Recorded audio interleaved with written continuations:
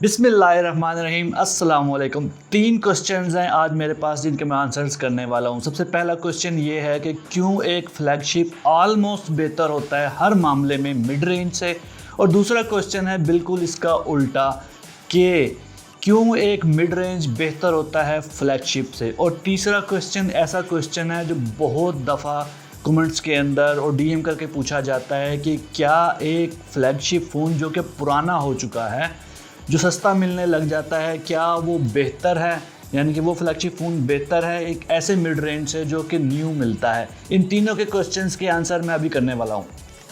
अब लोग कहते हैं कि मिड रेंज मोबाइल फ़ोन्स इतने अच्छे हो चुके हैं कि फ्लैगशिप लेने का मतलब ही नहीं बनता कि क्यों हम कोई पुराना फ्लैगशिप मोबाइल लें। लेकिन मैं एक बात बता दूं आपको कि फ्लैगशिप ही होता है, ऑलमोस्ट हर मामले के अंदर मिड रेंज से बेहतर होता है, और यही आज मैंने आपको एक्सप्लेन करना है। पहला क्वेश्चन जो कि फ्लैगशिप क्यों ज़्यादा बेहतर होता है मिड रेंज से, तो बात कर लेते हैं कैमरा से। अगर हम स्टार्ट करें तो कैमरा एक ऐसा पॉइंट है जो कि कम प्राइस फ़ोन के अंदर और महंगे यानी कि फ्लैगशिप फ़ोन के अंदर बहुत ज़्यादा फ़र्क जिसमें हमें देखने को आता है। यानी कि फ्लैगशिप मोबाइल के अंदर आपको बैकग्राउंड ब्लर देखने को मिलता है, जो कि बहुत ही परफेक्ट आपको बैकग्राउंड ब्लर देखने को मिलेगा। उसके अलावा फ़ोटोज़ आपको शार्प देखने को मिलेगी, कलर्स उसके अंदर आपको बहुत ज़्यादा अच्छे देखने को मिलेंगे। डायनामिक रेंज फ्लैगशिप के अंदर आपको बहुत ज़्यादा अच्छी देखने को मिलेगी। यहाँ तक कि लो लाइट फ़ोटोज़ अगर आप लेंगे तो वो भी आपको अच्छी देखने को मिलेंगी। इवन कि आप अगर नाइट के अंदर भी अब तो फ़ोटो लेते हैं तो आपको बहुत ज़्यादा लाइट उनमें देखने को मिलती है कि आपको अंधेरा नज़र नहीं आता हो, क्योंकि फ्लैगशिप मोबाइल्स की अब यही खासियत हमें देखने में नज़र आती है। उसके अलावा शटर स्पीड आपको देखने को अच्छी मिलेगी। उसके अलावा बेटर लाइट कंट्रोल आपको अच्छा देखने को मिलेगा। अगर आप रात के अंदर भी तस्वीर बनाते हैं तो अगर किसी लाइट की भी तस्वीर बनाते हैं तो आपको ज़्यादा अच्छी देखने को मिलेगी as compare to mid range के। डिज़ाइन आपको बेहतर देखने को मिलता है, आपको एक प्रीमियम फील देता है फ्लैगशिप मोबाइल फ़ोन। उसके अलावा अगर बात करें प्रोसेसर की, तो प्रोसेसर भी आपको फ्लैगशिप के अंदर आपको एक हाई लेवल का प्रोसेसर देखने को मिलेगा। जैसे कि पहले हमें देखने को मिलता था स्नैपड्रैगन 845, उसके बाद आया स्नैपड्रैगन 855, फिर A65, और अब लेटेस्ट चल रहा है स्नैपड्रैगन 888। यानी कि फ्लैगशिप के अंदर आपको हाई लेवल के प्रोसेसर देखने को मिलेगा। फ्लैगशिप में स्पीकर क्वालिटी आपको अच्छी देखने को मिलती है। डुअल स्पीकर्स आपको देखने को मिलते हैं जो कि क्रिस्प साउंड आपको प्रोवाइड करते हैं। उसके अलावा यूज़र इंटरफेस आपको बेहतर से बेहतर देखने को मिलता है। आपको ब्लॉटवेयर नहीं देखने को मिलता फ्लैगशिप लेवल के अंदर, यानी कि आपको एक स्मूथ इंटरफेस देखने को मिलता है जिससे आप अच्छी तरह से इंटरेक्ट कर सकते हैं। लेटेस्ट बेटर UFS स्टोरेज आपको देखने को मिलती है। लेटेस्ट बेटर रैम आपको देखने को मिलती है। उसके अलावा आपको फास्ट चार्जिंग देखने को मिलती है। इवन कि आपको वायरलेस चार्जिंग भी फ्लैगशिप के अंदर देखने को मिलती है। IP68 water and dust resistant आपको देखने को मिलती है, यानी कि वाटर प्रूफ और डस्ट प्रूफ होगा मोबाइल। उसके अलावा आपको 2K 4K latest display technology आपको देखने को मिलेगी। जो भी आपकी उस टाइम की लेटेस्ट टेक्नोलॉजी होगी वो आपको फ्लैगशिप मोबाइल के अंदर देखने को मिलेगी। लेटेस्ट फिंगरप्रिंट रीडर आपको देखने को मिलेगा। जैसे कि सबसे पहले हमें बैक साइड के ऊपर फिंगरप्रिंट रीडर देखने को मिलता था, फिर हमें साइड के ऊपर फिंगरप्रिंट जो है वो पावर बटन के अंदर देखने को मिलता था। उसके अलावा फिर हमें अब इन डिस्प्ले फिंगरप्रिंट रीडर देखने को मिलता है, जो कि आपको सबसे पहले फ्लैगशिप मोबाइल्स के अंदर ही देखने को मिलता है।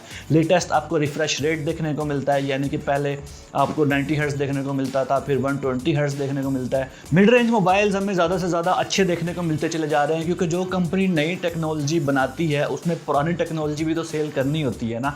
अब जो भी कंपनी नई टेक्नोलॉजी के ऊपर काम करती है, फॉर एग्जांपल अगर हमें स्नैपड्रैगन 888 हमें देखने को मिल रहा है, तो जो पुराना स्नैपड्रैगन है जैसे कि स्नैपड्रैगन 845 या 865 है, तो कंपनीज़ क्या करती हैं कि उनकी प्राइसेस को कम कर देती हैं और फिर वो मार्केट के अंदर देना शुरू कर देती हैं कम प्राइसेस के अंदर। जैसा कि आपको अभी मिड रेंज के अंदर एमोलेड डिस्प्ले भी मिल जाता है, आपको रिफ्रेश रेट भी 90 से 120 हर्ट्ज़ तक रिफ्रेश रेट आपको मिड रेंज के अंदर भी देखने को मिल जाता है। उसके अलावा आपको बड़ी बैटरीज भी आजकल देखने को मिलती है, जैसे कि 5000 6000 की बैटरी।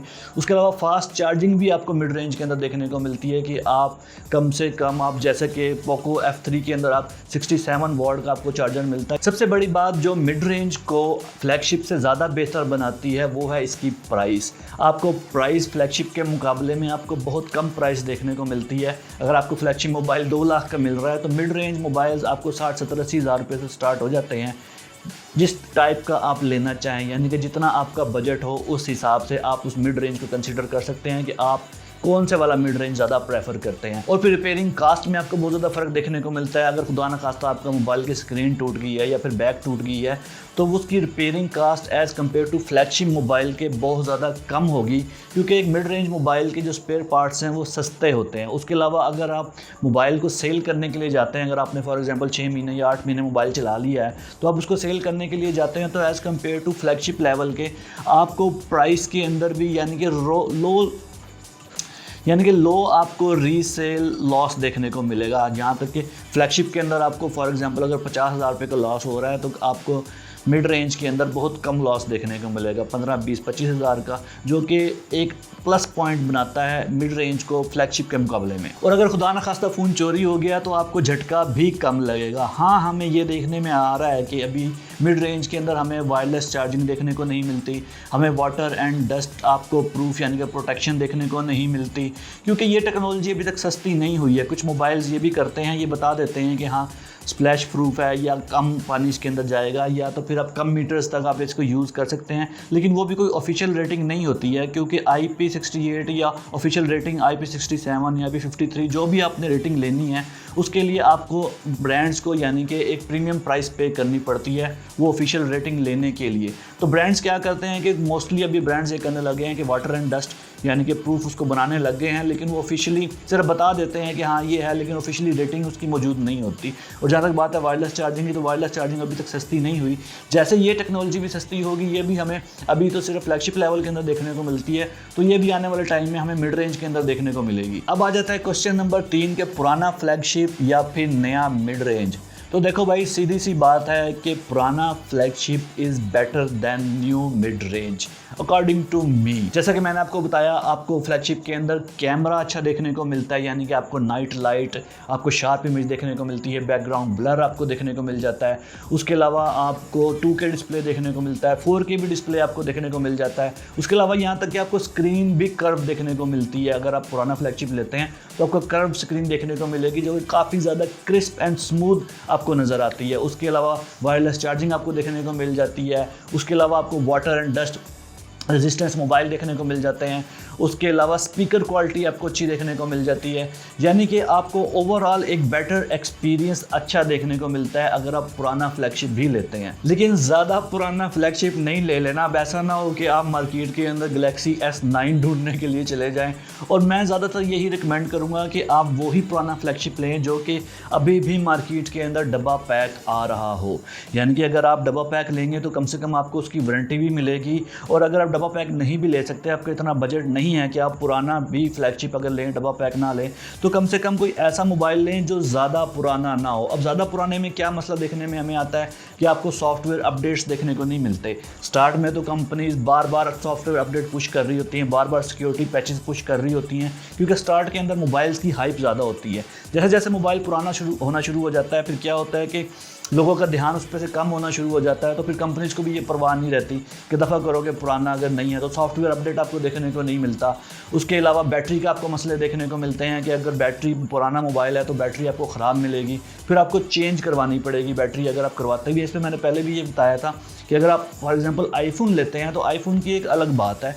आईफोन अगर आप 2 साल पुराना भी ले लें, 3 साल पुराना भी ले लें, तो वो अच्छा परफॉर्म करता है। लेकिन एंड्रॉयड की बात थोड़ी सी अलग है कि एंड्रॉयड जितना पुराना होता जाता है उसकी SoCs में फिर प्रॉब्लम हमें देखने को मिलती है कि आपको सॉफ्टवेयर कंपैटिबिलिटी इतनी अच्छी देखने को नहीं मिलती। तो मिड रेंज मोबाइल कभी भी डिज़ाइन के हिसाब से आपको फ्लैगशिप के साथ टक्कर देता हुआ नहीं देखेगा। फ्लैगशिप मोबाइल एक ऐसा मोबाइल है जो आपको बहुत ज़्यादा प्रीमियम फील करवाता है, आपको एक अच्छा एक्सपीरियंस देता है। कैमरा तो मैं बता चुका हूँ अच्छा है, और बाकी सारे फीचर्स भी मैं आपको बता चुका हूँ कि कौन कौन से फीचर्स आपको अच्छे देखने को मिलते हैं। हालांकि फ्लैगशिप पुराना भी हो गया है, तब भी अभी भी मैं ये चैलेंज करता हूँ कि अभी भी अगर आप सैमसंग गैलेक्सी S9 भी अगर लेंगे ना, तो वो भी आपको एक प्रीमियम डिज़ाइन और एक प्रीमियम फील आपको देता है। यहाँ तक कि डिस्प्ले भी आपको उसका अच्छा देखने को मिलता है।